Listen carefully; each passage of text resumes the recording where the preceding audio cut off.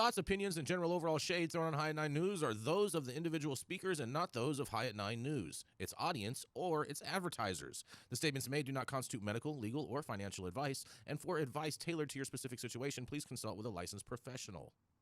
Welcome to the High at 9 News Hour, where you will hear from cannabis industry experts and professionals from around the country talk about important topics while shining light on global issues and discussing cannabis as it relates to politics, regulation and reform, data and technology, science, research and medicine, family and parenting, art, celebrities and entertainment, fitness, sports, mental health and wellness, and plant-based medicines and entheogenics. Together, we are building a stronger community, fighting the stigma and creating change. With your hosts, Jason Beck and Rico Lamitte, joined by special industry expert correspondents from around the country, and daily antics brought to you by Cannabis. Coming to you live every Monday through Friday at 9 a.m. Pacific Time and high noon on the East Coast. And thank you all for getting high at 9 with us.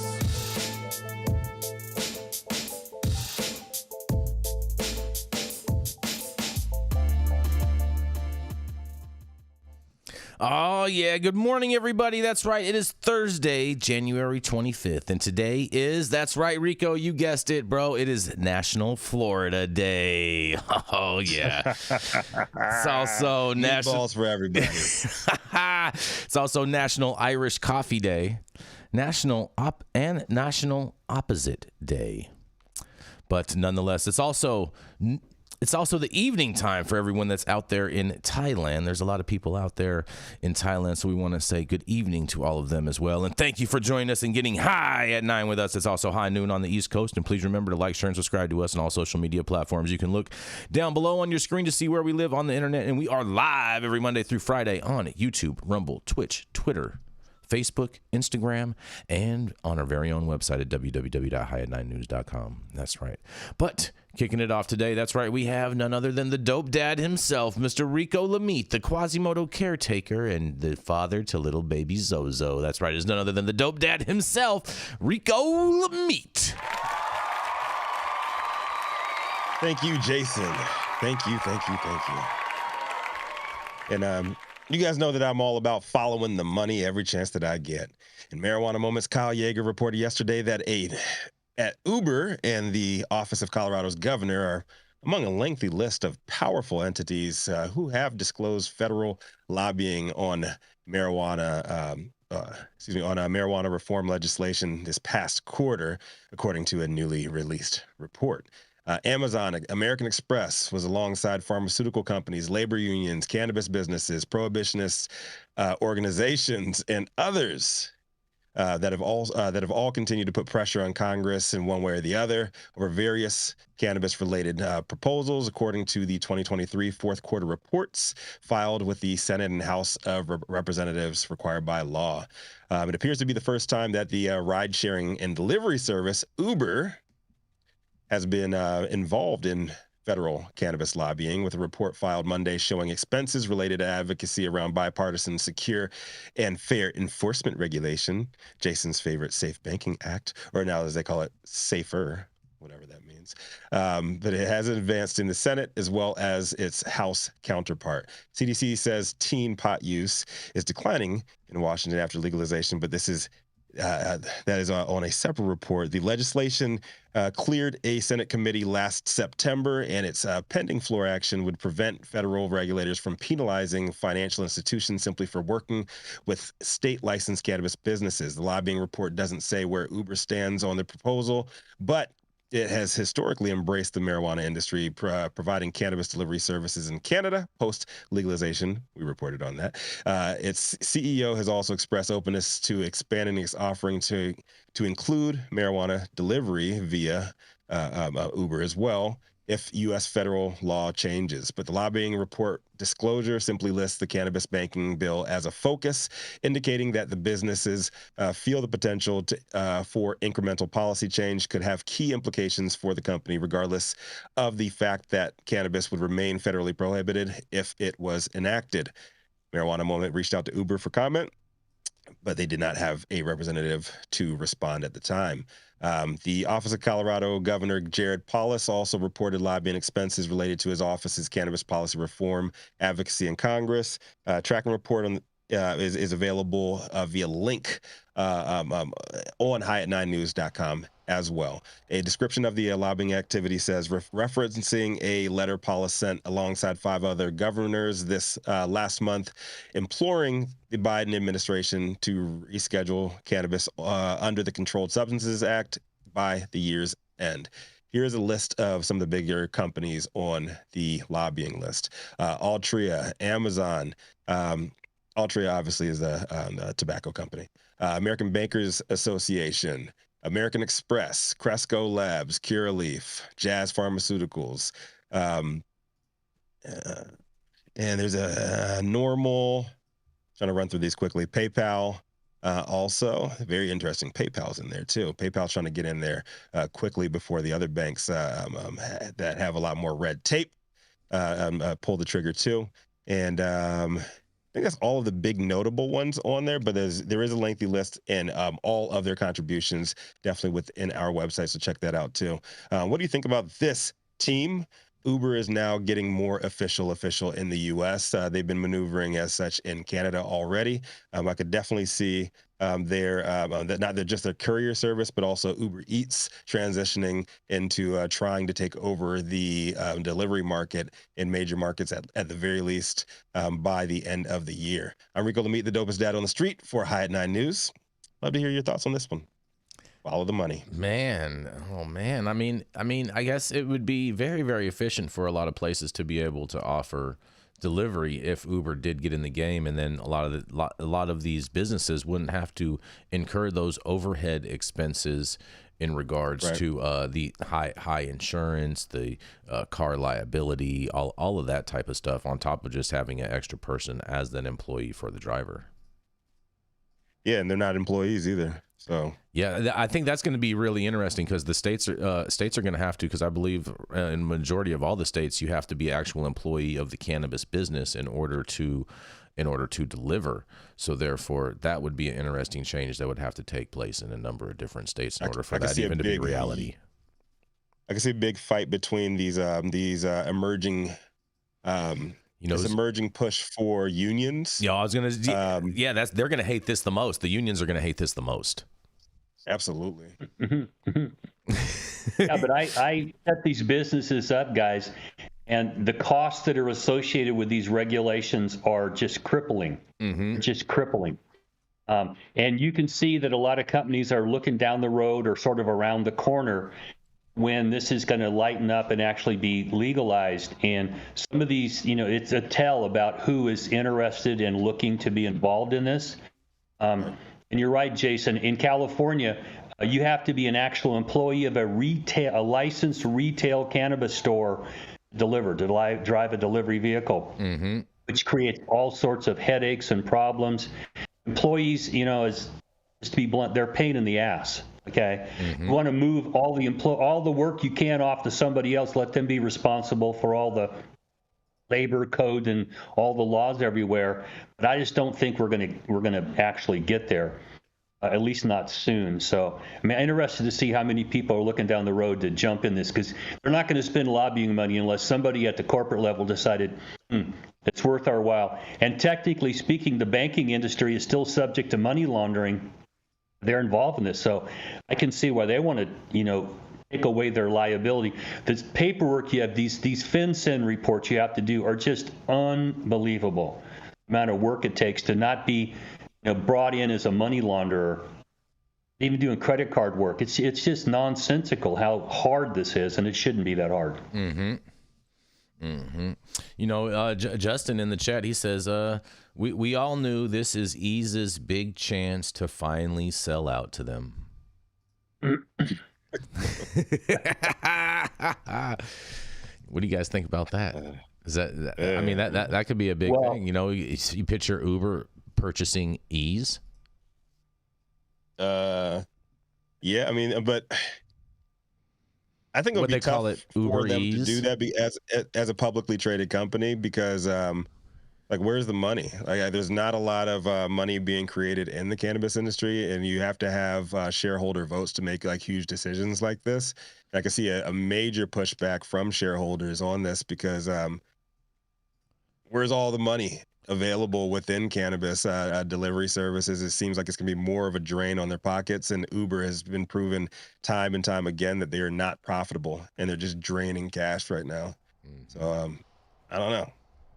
Yeah, it could be interesting because didn't they acquire or license Drizzly, the alcohol app, and I think they're sunsetting that now. Yep. But then also Uber Eats already provides cannabis delivery in certain markets in Canada. So it would be interesting to see how that's performing. Maybe they're using that as a test to see what they could do in the United States. That's you know what, Rachelle, that's a great point. That's probably why they decided all of a sudden to start getting into the lobbying game here in the U.S. is because they're already doing it successfully in Canada. That's a great point. Yeah, it was a test market. Yeah, it was a test market for them in Canada, and it was interesting because they couldn't do it in Ontario. Ontario only allows delivery by mail by their mail service. So how stupid is that? that's why they're all pissed off because all the retailers are pissed off right now because they said the government's taking the only little bit of profit that is available in Ontario by monopolizing the delivery service there. It's treating it like depleted uranium that's just got to stop. I mean, if a kid touches a flower, they're not going to go into a coma and have to be hospitalized. I mean, stop this nonsense. Oh, it's just hard to deal with. It's crazy, Dale. I'm with you, buddy. Jason's I'm with you. favorite governmental structure, Canada. I'm surprised about the PayPal being involved because 6 years ago, I think I got a lifetime ban for PayPal for selling CBD, and it's just here they come. I'm wondering if I get my PayPal account back finally. Well, yeah, I think that's probably one of the reasons why. Stone down off of PayPal. What's that? I was gonna say that's probably a good reason why is because they've had to deactivate so many accounts, and then that way they can bring all of these customers back and be like, hey guys, great news, federal government did this, and now we can have you back as custies. That's pretty much what that is. It's all about money, guys. If someone's making money and you're not, you want to find out how to get in that stream of commerce. Yep. And this is just, I mean, traditional businesses that sit down in a board meeting and go, okay, we're going to get involved in this. And the answer is probably not. But lobbying to make it easier. Now, that might be, a selling point to shareholders to get involved. That we take away some of these nonsensical restrictions. So you can see what they're trying to do. But it's technically money laundering to be involved with moving any money around that's gained from violating the Controlled Substances Act. Period. End of conversation. And that's what we're all concerned about. You can have all these Rohrbacher or whatever the fuck you want to call them conclusions, but as soon as that goes away, then you've got 5-year statute of limitations to worry about all this shit you did. And the government, I'm telling you, they're not nice. I got hooked up in a 5-year statute of limitations bullshit out in plants for me. And it tells me I don't trust them as far as I can throw them. You got to remove all these federal restrictions, or I wouldn't advise a major corporation to get involved in this bullshit. Right. I think it does fit PayPal's profile as a financial disruptor. You're profiling I can see them moving a lot quicker than any of these banks if safer banking gets passed. Look at Rico's profiling. Interesting. Well, I can tell you, I had some cellmates in prison who tried playing around with banking and money and stuff like that. So just, I tell be careful because eating with a spork gets real old. You guys, you had some guys in there for those white collar crimes, huh? There, Dale. Some cellies. Oh man. Some pen pals. Oh yeah. He convinced himself it was okay until the FBI showed up and it's like, oh shit. Yeah, you're going to jail, dude. That's what I thought. I thought everything's always okay until they show up. Yeah, and then you better have a damn good lawyer. Oh, even then, you're still going to be eating with a spork for a while. Oh, that's for sure. Lots of bologna sandwiches, but nonetheless, we're going to keep this rolling and roll right into a commercial, and we're going to be right back. Oh man, that was weird. Hey, you America. Do I look like Sean Connery?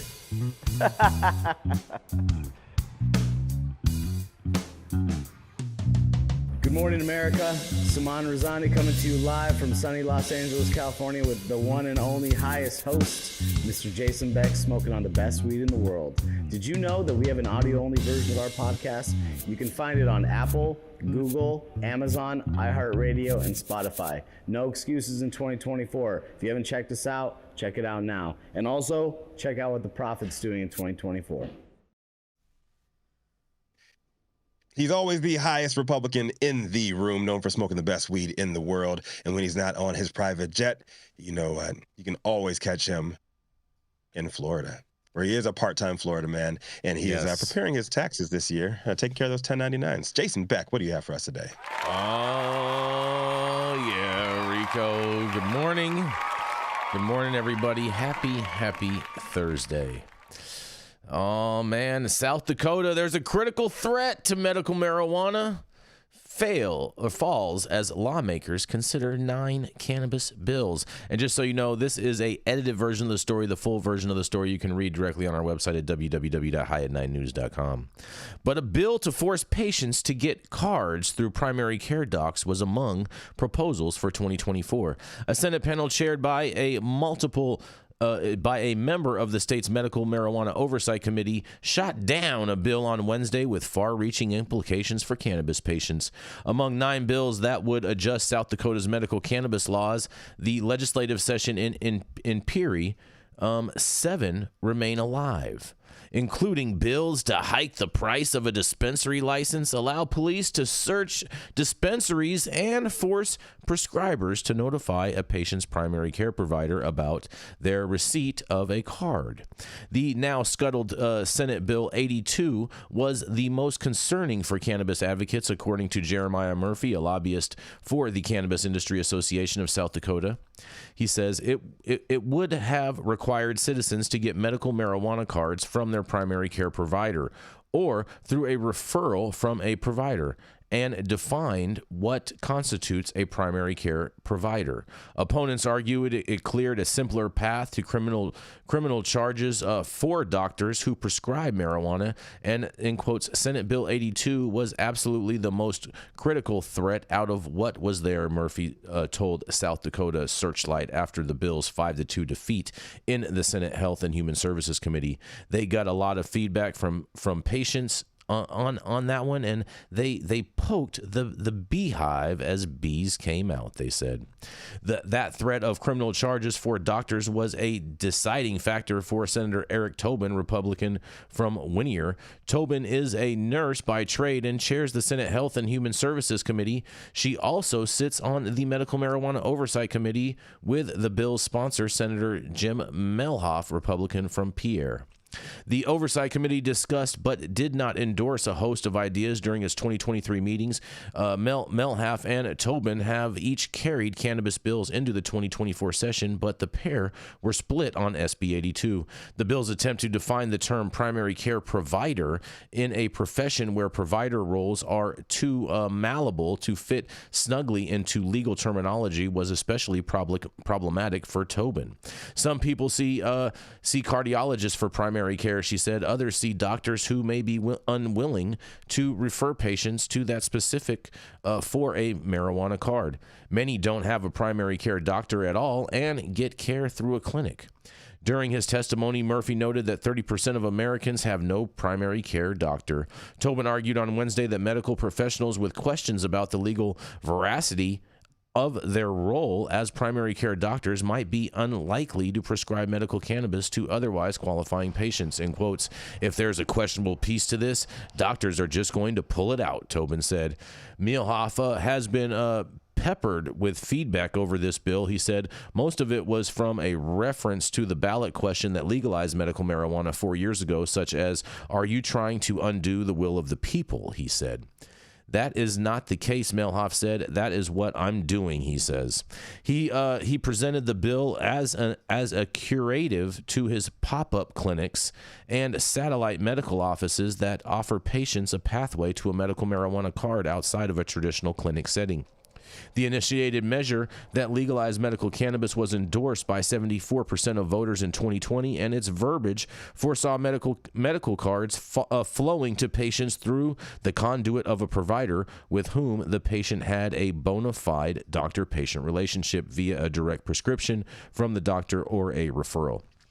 Melhoff's bill would have stuck that language, added a definition of primary care provider, and made clear that doctors who write pot prescriptions without a previous relationship to the patient are in line for a Class 2 misdemeanor.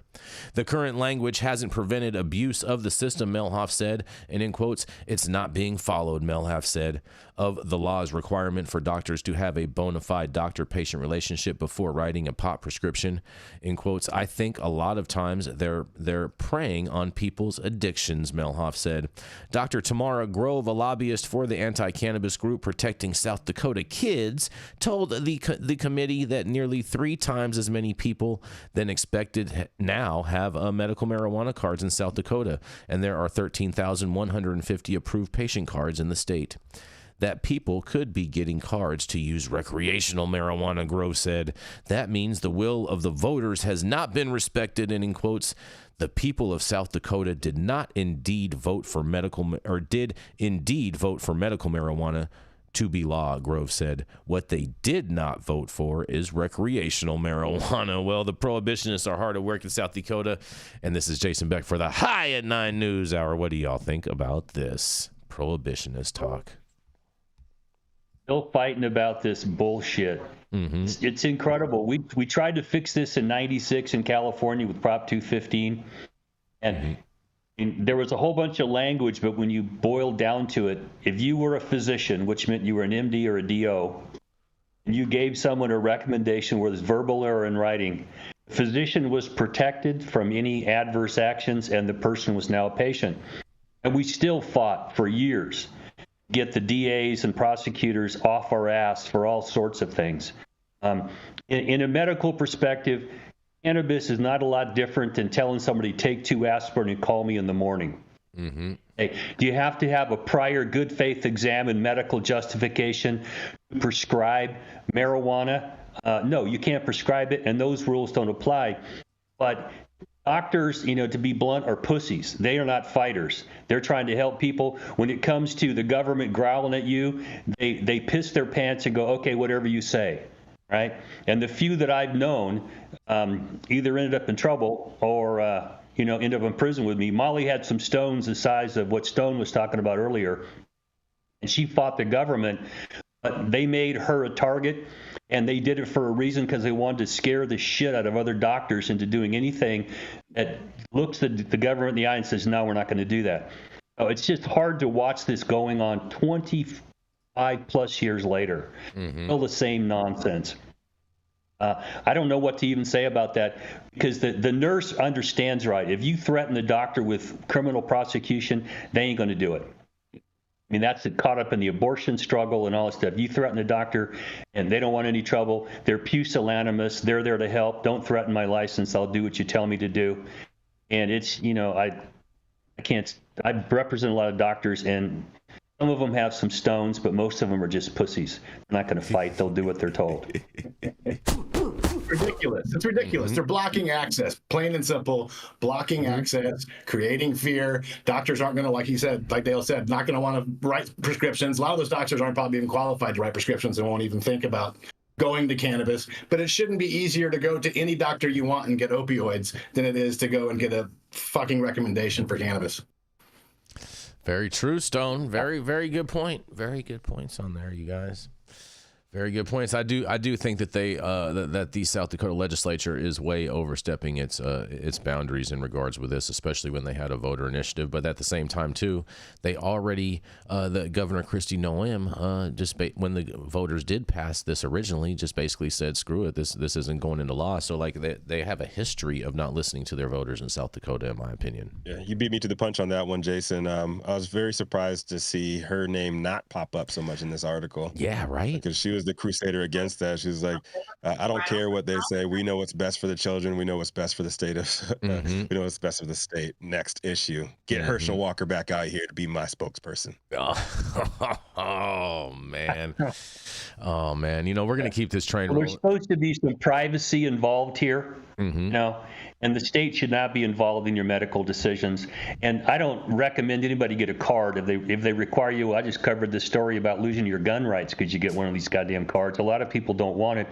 There's a lot of reasons why this continues to just be more difficult than it needs to be. And you look around the corner and the guy in the trap goes, "Hey, I got an 8 for you over here."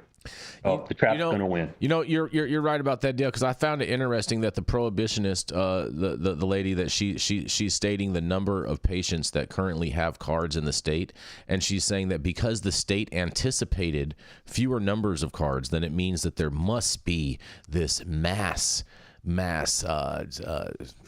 adulterated use of cannabis, of people just claiming to have medical needs as opposed to wanting it for adult purposes, is just asinine to me.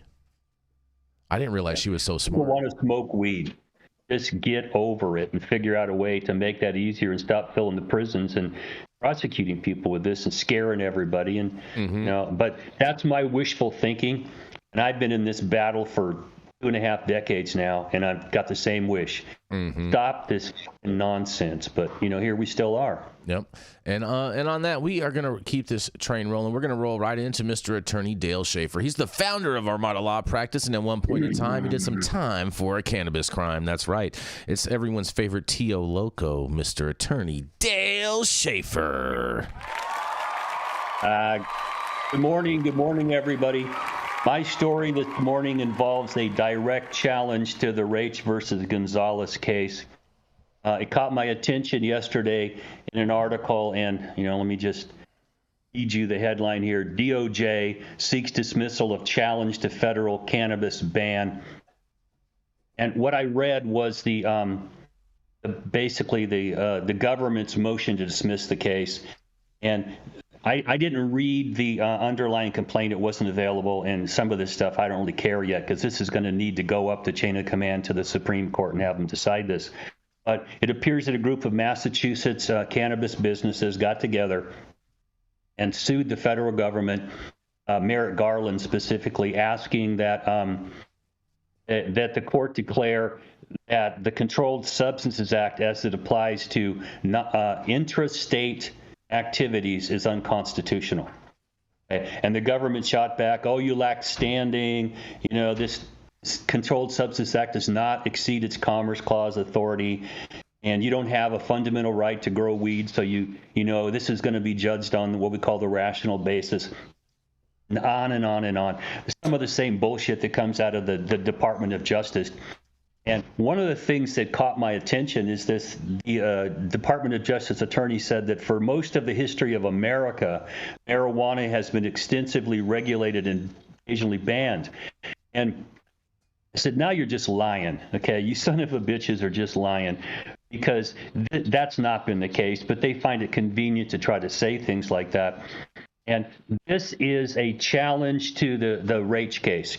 And I've been mentioning many times over the last year or more that I've been doing this podcast here about the problem we have is that the Supreme Court extended commerce authority so far that they're controlling non-commercial intrastate activity. And Angel Raich was growing weed in the backyard. She had a seizure disorder. She took it in her house and used it. That was a challenge to federal authority. And in 2005, the Supreme Court said, but if we dust off this old case from the New Deal about wheat being grown in your field to feed your animals and the federal government control that, we find authority here for the federal government through the Commerce Clause to control what you do inside your house if it's not going to leave your house and be commercial. And those of us involved in this, we are sick to our stomachs. Like, how can you do that? Oh, and by the way, they were waiting for that case to prosecute me, so I got indicted a week after that. So it was something that was irritating to me. Okay? And one of the hopes I have, I guess is a hope, is that Clarence Thomas in the Raich decision, he was blunt. We have a Constitution, we have a 10th Amendment, and all powers not given to the federal government belong to the state. Okay? So the reason the Commerce Clause exists is because in the Articles of Confederation, every state had, border tariffs, export tariffs and taxes. They just were screwing up commerce, okay? So the Commerce Clause was put in place so the federal government has the right to regulate commerce amongst the several states. So you read it, no, it's interstate commerce. If it doesn't cross the state line, you don't have authority. And that's how this worked until FDR threatened to pack the courts in 1936, I believe, and one of the Supreme Court justices flipped and decided, well, we're going to look at how much we can extend federal authority under commerce. And they came out with Wickard versus Filburn in 1941, where this guy was growing out 5 acres of wheat to feed to his animals. And the Agricultural Adjustment Act gave the federal government authority to regulate all growth of wheat across the country. And they decided that, growing your own wheat and feed your animals has a substantial impact on interstate commerce. So therefore, we're going to extend our authority into non-commercial intrastate activities. Okay, and no one really cared a lot because, the war was on and blah, blah, blah, blah, blah. But then when the Raich court dusted this old piece of shit decision out, it's like, wait a second. How can you say this? And Clarence Thomas was pretty blunt. States have a 10th Amendment right to regulate stuff that goes on in their states, and the government does not have the authority to have anything to say about that. Okay. Well, let's bounce forward to now, and this is a direct challenge to Raich. Okay. We're in the initial pleading phases here, and I don't want to get too far in the weeds because it just puts me to sleep. Okay. We will continue to follow this as we see what the response of these plaintiffs is to all these statements by the federal government. But this is going to work its way up the chain of command, because whether they dismiss this case and they appeal, or the case goes forward and something else happens and they appeal, this needs to work up through the appellate courts. And the Supreme Court's going to have to revisit Raich and hopefully overturn it. Because I don't believe personally the federal government should be able to tell you what you can do inside your house that never leaves your house under interstate commerce authority. And the Supreme Court last addressed this in the Obamacare case, and they said, nah, the Commerce Clause doesn't give the authority to require someone to have health insurance. We'll make it a tax, but I'm hopeful that the court we have right now will say, no, this is an unconstitutional extension of commerce authority, and maybe give us a fighting chance to deal inside the state without the threat of federal prosecutions. We'll follow this as we go along. I'll bring it up occasionally, but I'm hopeful we can get this in front of the court, maybe get a victory, and rein in the federal government trying to control your lives here. Throw it back at you. What do you guys think? I mean, man, I don't expect anything less from this administration or from this DOJ, as we've watched them just blatantly step on people's rights left and right in all other types of topics and conversations and issues and whatnot. And so this is not any type of surprise to me. They just want to sweep it under the rug and pretend it never existed and that they never have to hear about it because they know they're wrong. Well, at least Obama had smoked weed before. So had Clinton. Biden never liked it. Okay. Nope. He was one of the primary authors and motivators of these crime bills that we still, labor under, extending the conspiracy laws to cover every goddamn thing. I mean, he helped light up the war on drugs as much as anybody back when he was a senator. So I'm not really a big fan of his drug policies. He has to be careful because his kid's a coke addict, and you got to be careful what you say about use of drugs, because my son needs a nose job because he snorted so much coke and banged so many whores all around the world. Oh man, Dale. Keep hoping somebody's going to step in and get the drug mentality out of this, and let's just leave people alone to have individual freedoms. What the are you involved in people's lives, smoking weed in their house? Come on, stop it. I mean, technically, they had people snorting cocaine in this White House administration. Oh, it goes on. Somebody just got caught and left it there, or maybe they planted it. I don't know. Hey, inside government, inside big business, when you want to wake up, you do a little bump. Well, People smoke weed. They drink a lot. Come on. I think I've been doing that in the Capitol for years, decades. I think I know how it got there. I think I know how it got there because they said they found it somewhere like where people like leave their electronic devices. So I'm willing to bet Hunter like reached in his suit pocket and pulled it out and then grabbed the Coke baggie and the straw at the same time, not realizing it, set it down, boom, and now it's underneath the phone in the thing. And when he goes to get his phone out, he just pulls his phone out and then leaves the Coke and the straw behind. That's my theory. I don't think he was ever that careful with his Coke. That's part of my point. That's part of my point. He had a couple little things dripping off his nose there. It's like, Hunter, get it off your nose, dude. You look a little too conspicuous. Got a little sugar booger going on. Yeah. Mm-hmm. I would love to see Hunter Biden and Donald Trump Jr. in a cage match. Coked out of their minds. Cocaine cage match. Yes, cocaine bears. Oh man, cocaine bears. Oh man, we need Dana White for this. Mm-hmm. Oh, yeah, I think my money'd have to be on Hunter. You put your money on Hunter over Don? I think that the Don's Trump boys are a bunch of pusillanimous little bitches, and I don't think they could fight their way out of a wet paper bag. But yeah, but he's at least sober. Opinion. They have a great plan until someone smacks them right in the mouth. Yeah, but see, they've never been punched right in the face before. Yeah, but like Hunter would like go there and like be all faded and possibly not even be able to walk. Like, did you see him in that video? I think he stopped using coke, and I think he's trained to fight. I don't believe that. I don't believe that at all. I don't believe that he stopped using drugs at all, bro. I grew up in a trailer park and I watched people use drugs their entire life, and a lot of people don't quit unless they go into rehab, and that ain't happening to Hunter. His parents, his mommy and daddy ain't forcing him to go into rehab. Yeah, but I know a lot of vets, and most of them are better at fighting than I anticipate the Trump boys would be. Mm-hmm. I'm just saying. Fair enough. Maybe we'll have to put a bet on it one day and hope that there is a big USA brawl. I'll reset their broken nose. How about that? Oh, yes. And on that, we are going to go. Dana White set it up. Oh, man. Yeah, that's what I'm saying. We need Dana White for this. We're going to roll right into a commercial, and we're going to be right back. The Control Tower from Highly Educated has perfected the dab. Utilizing the concept of thin film evaporation, you can waste none of it and taste all of it. The micro texture of the SE pillar increases nucleation at elevated temperatures. And with the tower propelling at 2,600 RPMs, it's certainly the most efficient dab experience to date. The Control Tower from Highly Educated. Stop whatever you're doing. Make sure you hit that like button. Do us a favor, do yourself a favor, and do YouTube a favor by hitting that like button. Also, make sure you subscribe to the channel if you have not subscribed already, and all of the articles that we cover on today's show you can read directly on our website at www.highat9news.com. And El Guapo says that he has his money on Barron Trump. I'm Jason Beck, and this is Smoky Vanilla.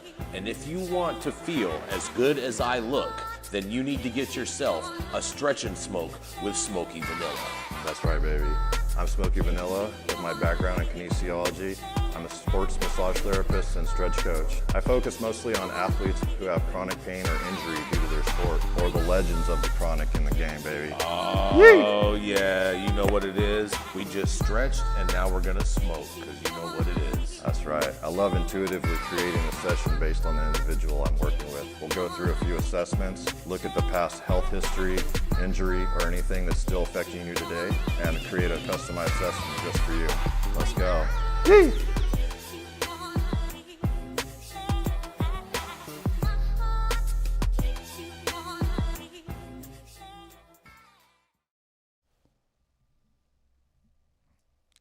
You with us, Rico? Instead of taking an easy route, sinking to new lows in life like the rest of the local Austin Delta 8 dabbers, our next correspondent hit the high road and ended up in a much better place than everybody else in the great purple state of Texas. Coming to the stage, another fellow dope dad, Stone Slade. What you got for us today, my man? Thank you, Rico. Appreciate the intro, my friend. Good morning, Hyatt Niners. Today, my story comes straight out of Long Beach, where like a clear black night with a clear white moon, change is illuminating the city's approach to cannabis taxation. In a recent move, Long Beach City Council regulators mounted up to request drafting an ordinance to lower tax rates for cannabis businesses that align with specific hiring and compensation markers, as well as that are current with their tax obligations. Threw myself off. In the current landscape, Long Beach imposes a 6% excise tax on medical cannabis purchases, an 8% tax on adult use sales, and these rates are in addition to the city's 10.25% sales tax and the state's 15% excise tax. People, if you're not counting, that's almost 35% in taxes before the Fed takes their cut, which has many retailers feeling like they took my rings, they took my Rolex, and are struggling to keep pace with the illicit market.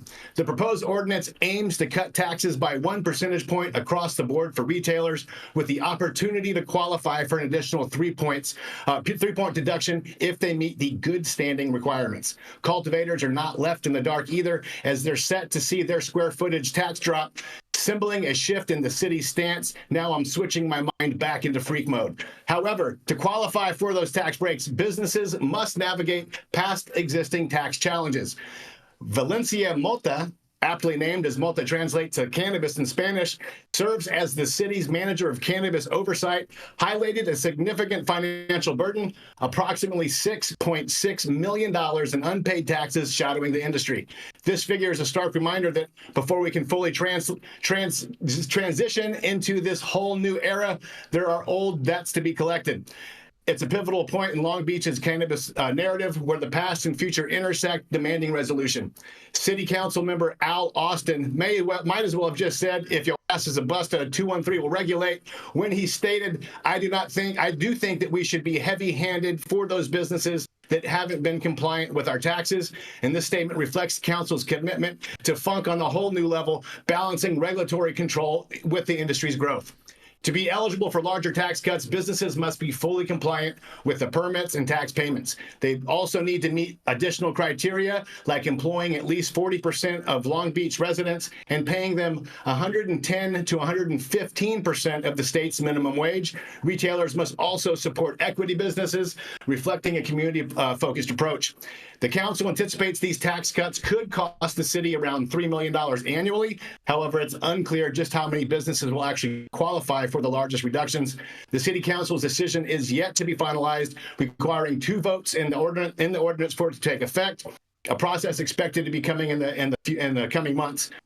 Some council members may feel like if you know, I don't want to step to this. Fuck that up. Reflecting on Long Beach's decision to reduce cannabis taxes for compliant businesses, I initially saw it as a positive step forward. The intention to support above-board operations with financial relief seems commendable, particularly with dispensary owners in Long Beach.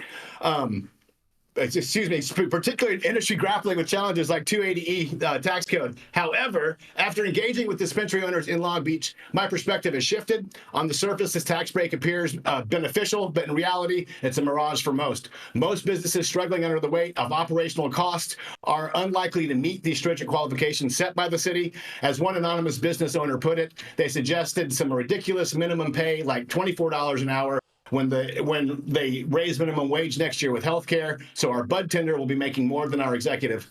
This disparity highlights a gap between well-intentioned policies and their practical on-the-ground impact, underscoring a disconnect that needs bridging for real progress in the industry. Will this help the city recoup $6.6 million in unpaid taxes? I'm not too sure about that. Sadly, some of these businesses may feel like they got a guns to my head, and I think I'm going down, so it may be a little too late. This scenario underscores the undergoing challenge in the cannabis market, finding the right balance between regulation and support for businesses. As we navigate this landscape, where if you smoke like I smoke, then you're high every day, it's crucial to remember that our goal is not just to regulate, but to ensure accessibility, fairness, and equity for all stakeholders in the industry. In the words of Mr. Elliott Lewis, weed for the people. I'm Stone Slade reporting for the Hyatt 9. Oh man, Stone Slade. Oh man, you know what? I really don't. I don't trust this. I'm not This is like a wolf in sheep's clothing, because ultimately this is really just a gift to the UFCW to force people to unionize ultimately, especially right there in Long Beach. That is the name of the game. And since over half, I think it's over half of the retailers are not up to date on their taxes, and so this really this actually will only benefit less than half, but it's really just a play to get people to join the union. It's always conditional. They can't just say, "Oh, we're going to cut your taxes in half." Mm-hmm. Cut them in half if you do X, Y, and Z. And who that's benefiting, I don't know, but it's hurting these businesses. Mm-hmm. I don't know why they can't make it the lowest tax so you get a business up and running, and then when they're profitable, now consider, do we want to increase it because the business can afford it and they're going to actually pay them? Because right now, how are you going to collect these taxes that they owe already? And now you're going to, force them to go take measures that cost the business money. I mean, this is the bottom line. Run a business, every time a regulation is put on you, it costs you money. Is it a good regulation, a bad regulation, a neutral regulation? I don't know. But this is forcing a lot more costs on businesses that can't afford to operate right now. Mm-hmm. And Dale, unbelievable. Dale, of those half of those retailers that can you take a guess as to how much those half of the retailers owe the city of Long Beach in back owed taxes? Oh, they're telling you it's $6 million. $6.6 million, bro. $6.6 million.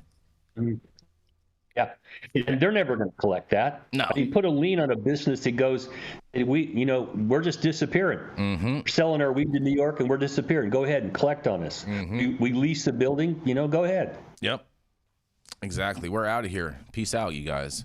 California is not the place to be in that respect. Well, it's not just California. Every place is doing the same kind of nonsense. It may be a different flavor of it, but they overregulate and overtax these businesses that are having trouble just keeping their doors open from the gate. You can't get funding. You can't get banking. Employees inside your business snitch on you. Gangs go up and steal your shit at gunpoint. It's really hard to do this, okay? And now you just do we'll give you a tax break if you add more cost to your business. Mm-hmm. Why would you support that? Yep. And my grandpa was a Teamster, so I'm in favor of organized labor. But the other side owns small businesses, and oh my God, it's a small business. It's very difficult to meet all these requirements and stay profitable. I'd call it more organized racket. I would call it organized labor, but nonetheless, everyone's entitled to their opinion, and we're going to be right back after this. Known to have a connection, Mm-hmm.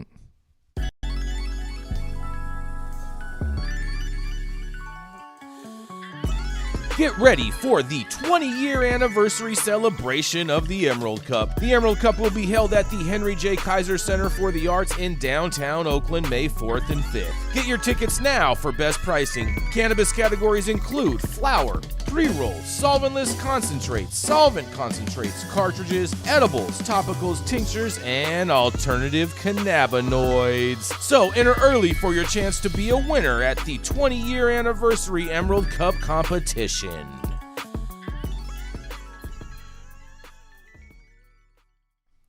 Oh, yes. Coming up next, that's right, it's Rachelle Gordon. She is the editor at Green State Magazine, and she will be out in California for the Emerald Cup coming up for this 20-year anniversary. That's right, it is none other than the Lego builder herself, Miss Rachelle Gordon. Oh, Emerald Cup, cannot wait. And yes, I have my first Lego build of 2024 right here, the Piranha plant from Mario. Very excited about that. So, my story today was written by yours truly for Green State. And the title is Rescheduling Cannabis May Have Unintended Consequences. So, let's dive right in. The current cannabis rescheduling review has many people wondering what's ahead for the nascent industry. As federal officials mull the recommendation to move the plant from Schedule 1 to Schedule 3, questions remain about what, if anything, would change in states that have already legalized marijuana. Some within the cannabis industry have praised the potential switch, arguing rescheduling would help bolster the fledgling market by removing undue tax burden and increasing banking access. Others say rescheduling is not full legalization, fearing that Schedule III would simply allow the pharmaceutical industry to swoop in, since substances in the category are regulated by the Food and Drug Administration. But how do consumers feel? According to a new survey, rescheduling may send them back underground. NugMD, a company that connects medical marijuana patients with qualifying doctors, sponsored the study. The team wanted to reveal the opinions of current cannabis consumers on the rescheduling debate. Using an opt-in email list, just under 800 people responded to the query. The biggest revelation? If cannabis were only available at a pharmacy, which some believe would happen if the plant were moved to Schedule III, nearly 1/3 of current consumers would buy from the illicit market instead. The survey didn't ask where consumers were currently getting their cannabis. It's possible the people who said they would illegally obtain weed are already doing so without much fear of retribution. However, 55% of the respondents said they would go to the pharmacy if it were the only way to get pot legally. A whopping 77% of participants said they would prefer to, quote, buy traditional botanical cannabis products sold at legacy cannabis dispensaries versus FDA-approved cannabis products sold at pharmacies. Only 18% wanted to pick up their weed at the local drugstore. 5% said neither, not really sure where they would get their weed then. So, would rescheduling lead to meaningful change? Some Washington insiders have insisted that little would change if cannabis were to become a Schedule III substance. Howard Schlamberg, a former high-ranking FDA official, recently told Politico, quote, if you're going to launch an enforcement initiative against cannabis, why would you start off with saying, oh, by the way, it's a less risk than we thought? The survey respondents weren't so sure. When asked how rescheduling would affect consumer access to cannabis, approximately 47% said nothing would change, and roughly 1/4 believe it may become easier to get weed. 28% thought rescheduling would actually make it harder to obtain cannabis. When asked if they would prefer a national market for cannabis or the continuation of separate state markets, 69% of respondents wanted to stick to the status quo. Roughly 27% wanted to see a unified nationwide market. The poll also broke down the rescheduling versus descheduling debate for participants. They were told that rescheduling would not remove penalties for recreational cannabis sales, while descheduling would by removing the plant entirely from the CSA. Upon learning this, 85% of participants said they prefer the government to deschedule. Now, the final question centered on whether participants trusted the federal government to impose penalties on illegal sales of cannabis impartially if it were to become a Schedule III drug, or if racially biased enforcement would continue. Only 17% of respondents thought the government would take fair action, and 83% felt that Schedule III would just be more of the same. Deb Tharp, head of legal and policy research at NugMD, expressed skepticism that Schedule III would change the current cannabis landscape, particularly as it relates to unfair prosecution. Quote, disparate, selective enforcement based on racial profiling has been the norm for many decades. Cannabis use is ubiquitous, so as any enforcement, whether under Schedule 1 or 3, would be selective, Tharp told Green State. I don't believe the false reassurances that they, the government, aren't interested in enforcing anymore. If there were no interest in continuing to enforce prohibition, then the conversation we're having would be entirely about descheduling. As the community waits to see if the government will take action on reform, it's clear there are mixed emotions on the subject.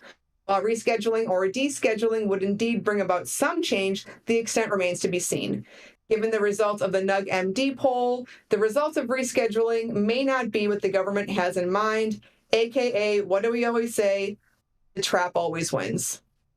So, Rachelle Gordon reporting for Green State at High at 9 News. What do you guys think about this? Man, Rachelle. See, this just proves the point. If it goes to Schedule 3, less people are going to be shopping in stores, and they're just going to be like, we're just going to keep the trap alive and fueling it.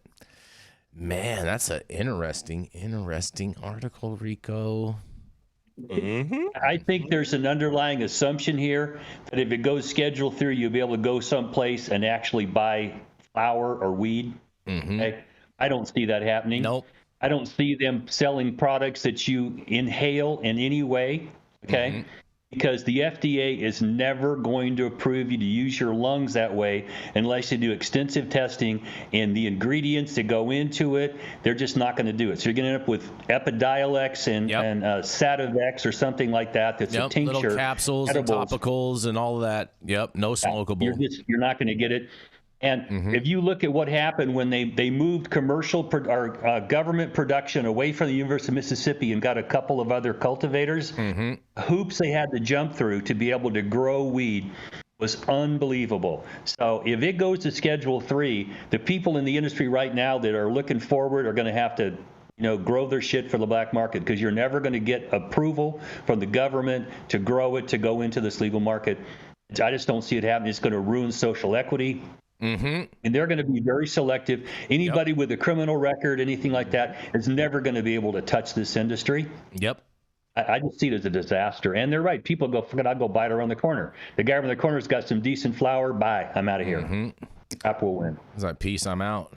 And it's cheaper, and there's less tax, and it's just a straight dollar amount. I don't got to deal with change. None of that. Here you go. Here's $40. I have to show my ID and any of that shit. None of that. None of that. Not to mention, I'm out and about. You can come meet me at the store as I'm walking out the, you know what I mean? And boom, there you go. Convenience. And it is. I think the only realistic solution is to deschedule it, get completely out of there, and remove the federal government's ability to control this criminally and make it a taxable item. You can still criminalize that, but tax it in interstate commerce and leave it alone. Yeah. I mean, that's too easy. You know what they say, Dale? You know, they say the hand is quicker than the eye. All those fast transactions, you know what I'm saying? But the one thing you can learn from history is people don't learn from history. And the experience we've gone through where this is just stupid, it's not going to work. Well, we'll try it anyway. Well, I'm telling you, insanity is doing the same goddamn thing over again, expecting a different result. Not going to happen. Exactly. I'm with you, Dale, on this. We're gonna thank you so much for that, Rachelle, because that is a real problem going on, and is going to be an even major problem if it does happen and they get their way and they go to Schedule 3. I'm telling you guys, it's going to be all bad, but no one wants to listen. But nonetheless, I got one more final closeout story. You're going to enjoy this, you guys. I think, especially you, Stone. I think you're going to enjoy this. Can't wait. 2 cruise passengers allegedly brought more than 100 bags of marijuana on board. That's right. 2 Norwegian Cruise Line passengers allegedly bought more than 100 bags of marijuana on the line's Norwegian Joy ship. Michael Queensberry of Savannah Rose, Minami, brought roughly 71.9 kilograms combined on a sailing that was set to depart from Miami for Southampton, England on January 11th. According to a criminal complaint filed in the Southern District of Florida, law enforcement discovered 56 vacuum-sealed bags of a green leafy substance in Queensberry's luggage after a drug-sniffing dog indicated its presence. The substance later tested positive for marijuana. The passenger claimed that this marijuana was for personal use and that he had a marijuana card back in California. An affidavit signed by the Department of Homeland Security Special Agent Joseph Agroni said. Law enforcement initially encountered Queensberry in Miami together in a passenger room, but she said she did not know Queensberry before meeting him at the bar on the ship and was allowed to go on her way.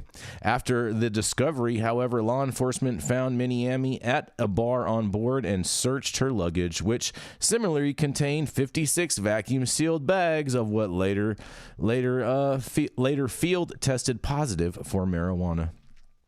In quotes, based on my training and experience, the packaging and quantity of marijuana in the luggage belonging to each of Queensberry and Minneami is consistent with drug trafficking and distribution. The affidavit said, further, based on my training and experience, drug traffickers are increasingly turning to exportation of marijuana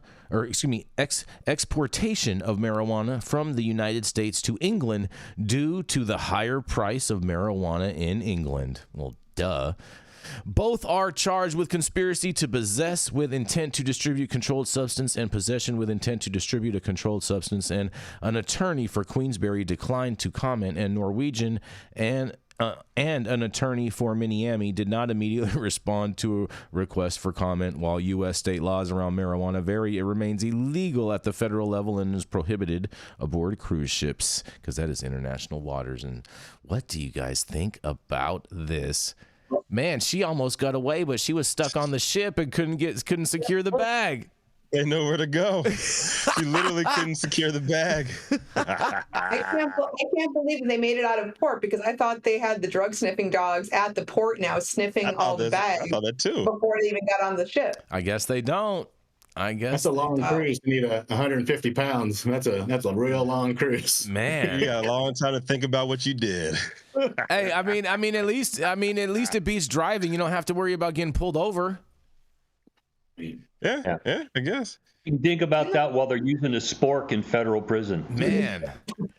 Dale, is there any way that they could argue their way out of this? Like say, oh, well, it was for personal use. Well, let's try one. I smoked weed. I lost my mind. I had no idea what I was doing. It was weed psychosis. So, I'm not guilty.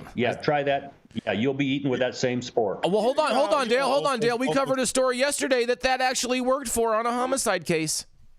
I know. I get it. I understand. That's why I said it. I wouldn't have done this if I wasn't smoking high potency weed. I didn't know I can do that, officer. California law says that I can blame the weed. Mm-hmm.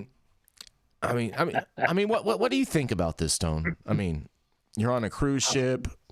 That's stupid. What are you doing? What are you doing? You're stuck in a can. You're like, dude. Yeah. To personal use, I mean, allegedly, I hear that's possible. You can get away with that. But 150 pounds, what are you doing? Individually wrapped bags. Smoking a lot of weed, isn't it, Stone? Yeah. It's crazy, bro. These people didn't invest in any dryer sheets, it seems like. All she had to say, if she's an elderly person, you know how elderly people like separate all their pills and every individual containers and shit like that. Like, hey, this is 50 days worth, and the cruise was for 2 months, and this is my medicine. So sorry. Yeah, I want to see him declare the lap test. I want to see him declare that at customs. Yeah, declare that at customs, bro. Good luck with that. Oh man. Don't bring weed on cruises, man. Yes. So now that weed is fresh off the boat. I see what you did there.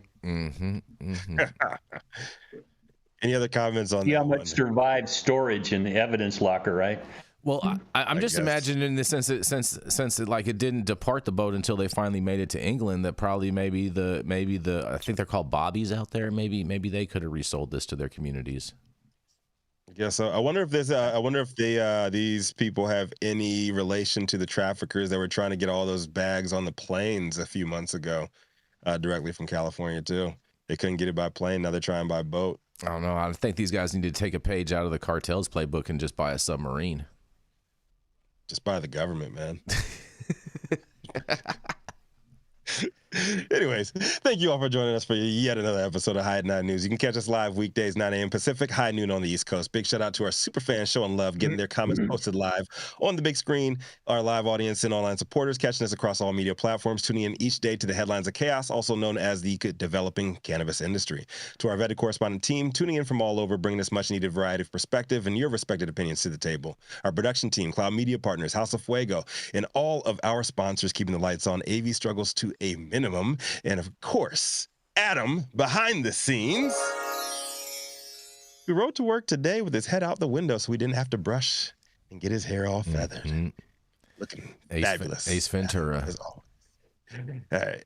Cannabis Sativa L, the reason that we show up to read these stories every single day, thank you as well. It has been Thursday, January 25th, 2024. The show's over. You've been blessed with the top industry headlines. Hope it was enough for you to put in your pipe and smoke at least until tomorrow. My name is Rico Lamitte, the dopest dad on the street. And we're going to give it to Dale for the outro. Okay. Well, let me just remind people that human beings are violent creatures, and smoking weed decreases violence. Okay, so for all of us out there who have those occasional violent tendencies, just remember, smoking a blunt will calm you down, give you an appetite, and let you punch a pillow next to your girlfriend rather than going out there and shooting up a school. So let's all keep on the good path to being decent, quality, peaceful human beings, and bring out the better angels of our nature, because the bad angels of our nature, we're violent. We are violent. We are violent. So let's be peaceful. Go forward.